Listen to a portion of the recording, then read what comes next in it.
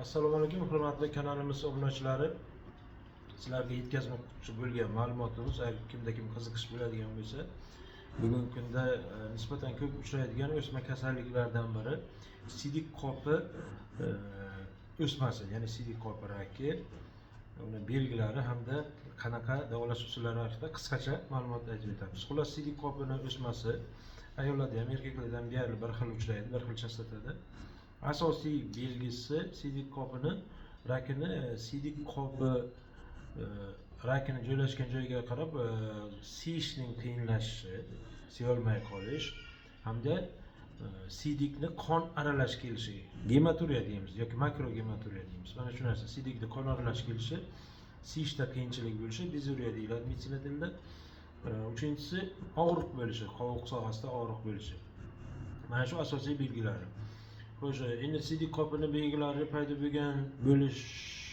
bo'lgunicha bo'lgan vaqt odatda bir necha yil davom etgan bo'ladi. Kamida 1 santimetrdan katta bo'lgan o'smalargina belgi berishi mumkin. Endi bu sidik qopini qayerda joylashganligiga bog'liq belgilar berishi hamda sidik qopini ichidagi o'sha hosila, ya'ni rakning qanchalik katta kichikligiga bog'liq holda belgilari kelib chiqadi. Xullas, mana bu sizlarga sxematik tarzda ko'rsatib bermoqchimiz. Mana bu yerda ko'rishlaringiz mumkin. Mana bu sidik qopini o'smasini ko'rinishi. Mana bu eng kichkina bo'lgan paytdagi o'sma. Taxminan 2-3 mm bo'lishi mumkin. Bu hech qanaqa belgi bermaydi. Bunisi nisbatan kattaroq belgi. Biz meditsinada T1 deymiz. Bu sidik qopini 4 ta qavati bor desak, faqatgina ichki shilliq qavatida bilan chegaralangan bo'ladi. Keyin ikkinchi darajaga o'tsa, bu T2 nimasiga o'tganda, bu mana bu qizil ranglik sidik qopini devoriga o'sib o'tgan bo'ladi. Ichki mushak devoriga, tashqi mushak devoriga o'sib o'tsa, T2B deb aytamiz. Agar sidik qopini hamma devoriga o'sib o'tgan bo'lsa, o'zi bu 3-chi T3 darajadagi sidik qop o'lchami, demak raki.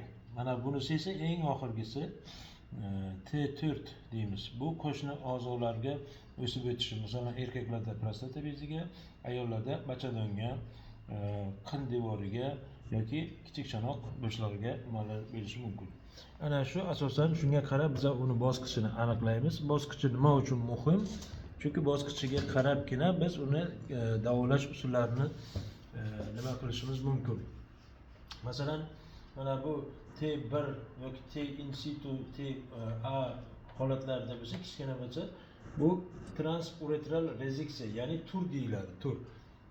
Sidik kanalidan kirib borib, shu yerda o'zini maxsus sistoskop apparati bilan kesib olib tashlaymiz. Bu osongina operatsiya, kompon ketish bo'lmaydi, boshqa bo'lmaydi, bemalol ambulator sharoitda, ya'ni uyga ketib davom ettirish.